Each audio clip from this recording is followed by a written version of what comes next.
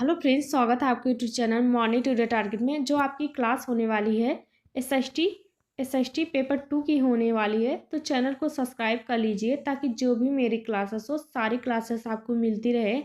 अगर जो अभी से तैयारी नहीं कर रहे हैं तो बहुत बड़ी गलती कर रहे हैं, क्योंकि बहुत बच्चे फेल हो रहे हैं सीटेट में बार बार। तो ऐसी गलती बिल्कुल भी ना करिए, अपनी तैयारी को अभी से स्टार्ट कर दीजिए, क्योंकि आप सीटेट में जब बार बार फेल होंगे तो आगे चल के एग्ज़ाम में क्या ही होगा।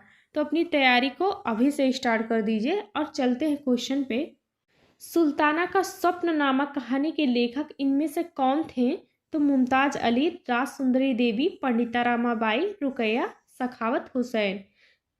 तो सुल्ताना नामक स्वप्न के कहानी के लेखक थे रुकैया सखावत हुसैन। इसका राइट आंसर यहाँ पे फोर्थ ऑप्शन सही हो जाएगा। बंगाल की एक मुस्लिम नारीवाद लेखिका थी और यह एक समाज सुधारक भी थी, रुकैया सखावत हुसैन। यह कहानी 1905 में लिखी गई थी और अंग्रेजी भाषा में लिखी गई थी, याद रखिएगा, अंग्रेजी भाषा में। यह कहानी एक नारीवाद काल्पनिक कहानी है और इस कहानी में क्या होता था बतलाया गया है कि इस कहानी में महिलाओं की मुक्ति के तरीकों को दिखाया गया है। तो याद रखिएगा, इसका राइट आंसर यहाँ पे फोर्थ ऑप्शन सही हो जाएगा। नेक्स्ट क्वेश्चन, भारत के किस क्षेत्र को छोटा तिब्बत कहा जाता है? तो अरुणाचल प्रदेश को, सिक्किम को, हिमाचल प्रदेश को, लद्दाख को।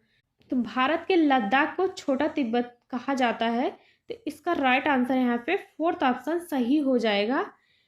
लद्दाख जम्मू कश्मीर के पूर्व स्थित एक पहाड़ी क्षेत्र है और लद्दाख में ज़्यादातर लोग तिब्बती बौद्ध धर्म को मानते हैं।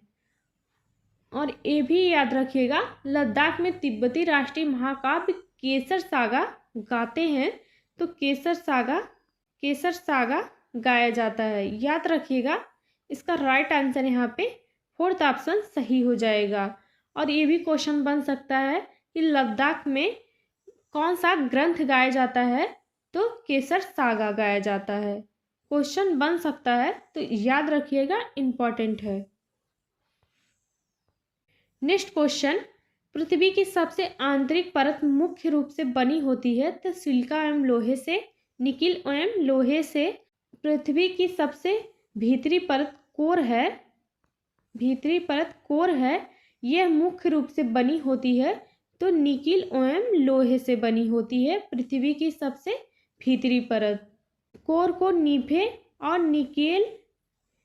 निकेल और प्लस इसे फेरम के नाम से जाना जाता है, याद रखिएगा। इसका राइट आंसर यहाँ पे जो हो जाएगा सेकेंड ऑप्शन सही हो जाएगा। पृथ्वी के सबसे आंतरिक परत मुख्य रूप से बनी होती है, तो निकिल एवं लोहे से बनी होती है। नेक्स्ट क्वेश्चन, गुलामगिरी नामक पुस्तक इनमें से किसने लिखी थी? तो ज्योतिबा राव फूले, Shri Narayana Guru, doctor B R. Ambedkar, E V. Ramaswamy Periyar. तो गुलामगिरी नामक पुस्तक किसने लिखी थी? ज्योतिबा राव फूले ने। इसका राइट आंसर फर्स्ट हो जाएगा। ज्योतिबा राव फूले ने लिखा था इस किताब को 1873 में यह पुस्तक प्रकाशित हुई थी। 1873 में यह पुस्तक प्रकाशित हुई थी। ज्योतिबा राव फूले महाराष्ट्र के एक प्रमुख सामाजिक कार्यकर्ता थे और वे जाति विरोधी भी थे। यह किताब मराठी भाषा में प्रकाशित हुई थी, याद रखिएगा। इसका राइट आंसर यहाँ पे हो जाएगा जो फर्स्ट ऑप्शन सही हो जाएगा। नेक्स्ट क्वेश्चन, कोयला एक उदाहरण है, तो अग्नेय शैल का, अवसादी शैल का, रूपांतरित शैल का, उनमें से कोई नहीं। तो कोयला किसका उदाहरण है? तो कोयला अवसादी शैल का उदाहरण है। इसका राइट आंसर यहाँ पे हो जाएगा सेकेंड ऑप्शन सही हो जाएगा।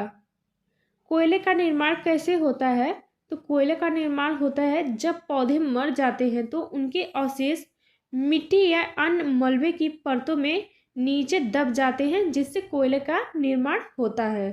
तो याद रखिएगा, इसका राइट आंसर यहाँ पे हो जाएगा सेकेंड ऑप्शन सही हो जाएगा। नेक्स्ट क्वेश्चन, सुनहरी जरी निम्नलिखित में से किसका एक किस्म है? तो सूती वस्त्र का, सिल्क का, जूट का, नायलॉन का। तो सुनहरी जरी जूट का एक किस्म है, तो इसका राइट आंसर यहाँ पे थर्ड ऑप्शन सही हो जाएगा। सुनहरी जरी जूट का एक किस्म है। जूट को सुनहरा रेशा या गोल्डन फाइबर के नाम से जाना जाता है। याद रखिएगा, इसका राइट आंसर जो हो जाएगा थर्ड ऑप्शन सही हो जाएगा।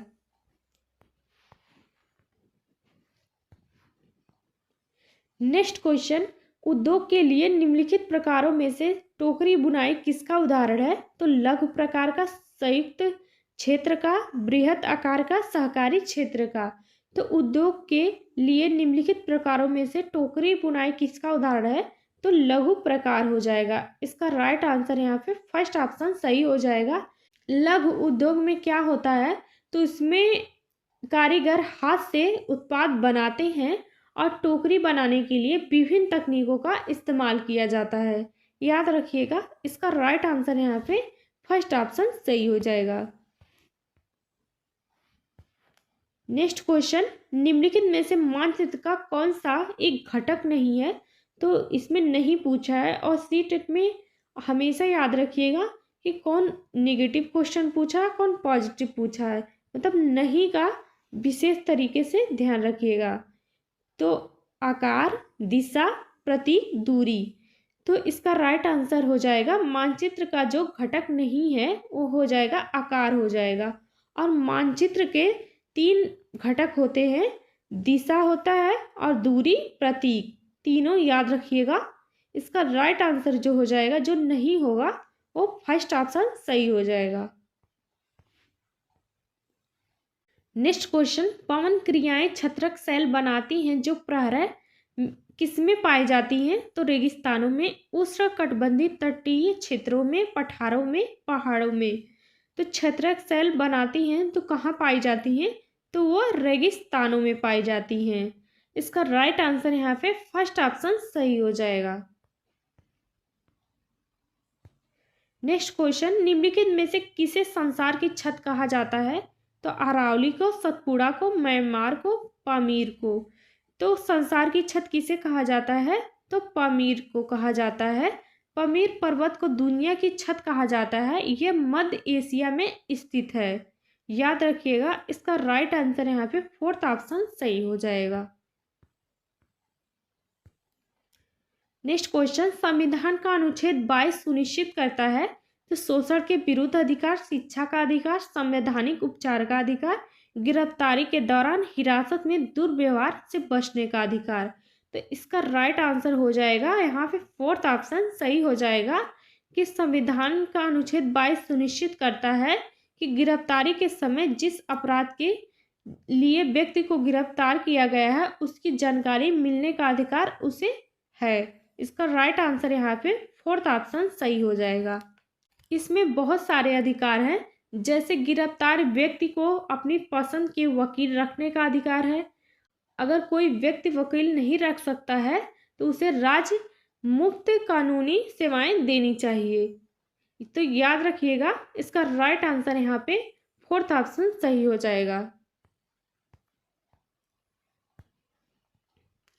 नेक्स्ट क्वेश्चन, निम्नलिखित में से किस क्षेत्र में चिंकू अस्थायी पौध चलती है? तो प्रेरी में, सवाना में, पंपास में, वेल्ड में। तो चिंकू नामक अस्थायी पौध चलती है जो वो प्रेरी में चलती है। इसका राइट आंसर यहाँ पे फर्स्ट ऑप्शन सही हो जाएगा। चिंकू गर्म एवं शुष्क स्थानीय हवाएं हैं जो रॉकिश पर्वत के पूर्वी हिस्सों में बहती है। और सवाना कहाँ है? तो सवाना याद रखिएगा, सवाना दक्षिण अफ्रीका में पाई जाती है। सवाना। पंपास एक शीतोष्ण कटिबंधीय का स्थान है जो अर्जेंटीना में पाया जाता है। अर्जेंटीना में पाया जाता है पंपास। और वेल्ड कहाँ है? तो वेल्ड है यह दक्षिण अमेरिका में पाया जाता है। वेल्ड याद रखिएगा, इस सारे पॉइंट इंपॉर्टेंट हैं, क्वेश्चन में पूछे जा सकते हैं। नेक्स्ट क्वेश्चन, भारतीय राष्ट्र राज्य का वर्णन करने के लिए विविधता में एकता का मुहावरा इन राष्ट्रीय नेताओं में से किसने दिया था? तो महात्मा गांधी ने, बाल गंगाधर तिलक ने, पंडित जवाहरलाल नेहरू ने, सरदार वल्लभ भाई पटेल ने। तो पंडित जवाहरलाल नेहरू ने दिया था विविधता में एकता का वाक्यांश। इसका राइट आंसर यहाँ पे थर्ड ऑप्शन सही हो जाएगा। पंडित जवाहरलाल नेहरू ने इसका इस्तेमाल अपनी पुस्तक डिस्कवरी ऑफ इंडिया में किया था। याद रखिएगा, इसका राइट आंसर जो हो जाएगा तीसरा ऑप्शन सही हो जाएगा। नेक्स्ट क्वेश्चन, जनसंख्या घनत्व से क्या अभिप्राय है? तो किसी क्षेत्र में विशेष में रहने वाले लोगों की संख्या, एक निश्चित बात के दौरान लोगों की संख्या, भूपृष्ठ पर लोगों के फैलने का स्वरूप हो जाएगा। फोर्थ ऑप्शन है पृथ्वी के पृष्ठ में एक इकाई क्षेत्र में रहने वालों की संख्या। तो जनसंख्या घनत्व हो जाएगा पृथ्वी के पृष्ठ के एक इकाई में रहने वालों की संख्या हो जाएगा। इसका राइट आंसर यहाँ पे फोर्थ ऑप्शन आपका सही हो जाएगा। नेक्स्ट क्वेश्चन, निम्नलिखित मदों में से कौन सी मद कैलिको के नाम से जानी जाती है जिसे पुर्तगाली भारत से यूरोप लेके गए थे? तो मसाले हो जाएगा फुटकर मसाला, मलमल, सूती कपड़े। इसका राइट आंसर हो जाएगा कैलिको के नाम से जो जाना जाता है जिसे पुर्तगाली भारत से यूरोप लेके गए थे वह हो जाएगा सूती कपड़े हो जाएगा। सूती वस्त्र जिन्हें पुर्तगाली द्वारा भारत से यूरोप लाया गया था उन्हें कैलिको के नाम से जाना जाता है। तो भारत में 1750 के दशक में सूती वस्त्रों का विश्व का सबसे बड़ा उत्पादन हुआ था। कुषाणों के संदर्भ में निम्नलिखित कथनों पर विचार कीजिए। उपमहाद्वीप पर सबसे पहले सोने के सिक्के जारी करने वाले शासक कौन थे? दूसरा ऑप्शन है अश्वघोष कनिष्क से संबंधित हैं। उपरोक्त कथन में से कौन सा कथन सत्य है? तो ए बी दोनों। यहाँ पे इसका राइट आंसर हो जाएगा, यहाँ पे फोर्थ ऑप्शन सही हो जाएगा, ए बी दोनों ऑप्शन सही हो जाएगा। अश्वघोष कुषाण वंश के राजा कनिष्क के दरबारी थे, यह भी याद रखिएगा। और उपमहाद्वीप पर सबसे पहले सोने के सिक्के जारी करने वाले शासक कुषाण थे। तो दोनों पॉइंट सही है यहाँ पे। इसका राइट आंसर यहाँ पे हो जाएगा फोर्थ ऑप्शन, ए बी दोनों सही हो जाएगा। सतनामी आंदोलन की शुरुआत किसने की? हरिदास ने, ज्योतिबा राव फूले ने, सूरदास ने, घासीदास ने। सतनामी आंदोलन की शुरुआत की थी तो गुरु घासीदास ने किया था। इसका राइट आंसर यहाँ पे फोर्थ ऑप्शन सही हो जाएगा। सतनामी आंदोलन का मकसद था कि चमड़े के काम करने वालों लोगों की सामाजिक स्थिति में सुधार करना था। इसका याद रखिएगा, राइट आंसर फोर्थ ऑप्शन सही हो जाएगा। बुर्ज होम कश्मीर में किस प्रकार के निवास स्थान मिले हैं? तो पक्की ईंटों के, बांस के, जमीन के नीचे, सभी जगह। तो बुर्ज होम में किस प्रकार के निवास स्थान मिले हैं? तो जमीन के नीचे है। इसका राइट आंसर यहाँ पे तीसरा ऑप्शन सही हो जाएगा। यहाँ पे क्या होता था, गड्ढे से बने घरों के साक्ष्य मिले हैं।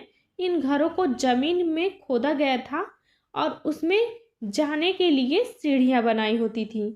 इन घरों के अंदर भी खाना पकाने के अवशेष मिले हैं और बाहर भी मिले हैं। तो याद रखिएगा, इसका राइट आंसर यहाँ पे तीसरा ऑप्शन सही हो जाएगा। नेक्स्ट क्वेश्चन, महासागरों को उनके आकार के आधार पर बड़े से छोटे क्रम में व्यवस्थित कीजिए। तो पहला हो जाएगा प्रशांत महासागर हो जाएगा, और दूसरा हो जाएगा दूसरा अंटार्कटिक महासागर हो जाएगा, तीसरा हो जाएगा हिंद महासागर हो जाएगा, और पांचवा हो जाएगा आपका दक्षिणी महासागर, और लास्ट में हो जाएगा आपका अंटार्कटिक महासागर। मिला लीजिएगा आप लोग अपने हिसाब से।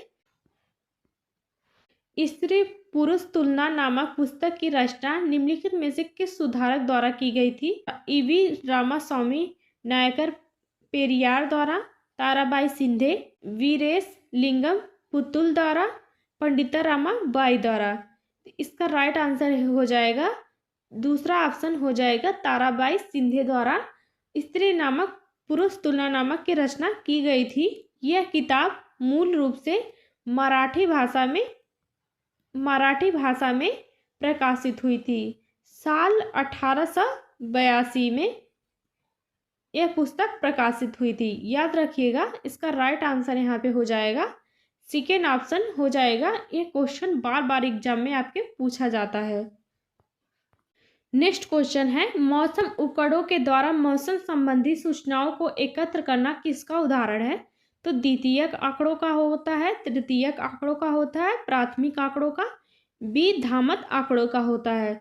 तो मौसम उपकरणों के द्वारा मौसम संबंधी सूचनाएं एकत्र करना होता है तो वह होता है प्राथमिक आंकड़े। प्राथमिक आंकड़ों में क्या होता है? मौसम उपकरणों के द्वारा मौसम की सूचनाओं को एकत्र करना, जैसे प्रत्यक्ष जानकारी उपलब्ध करना होता है, वह होता है प्राथमिक आंकड़े के अंतर्गत आता है।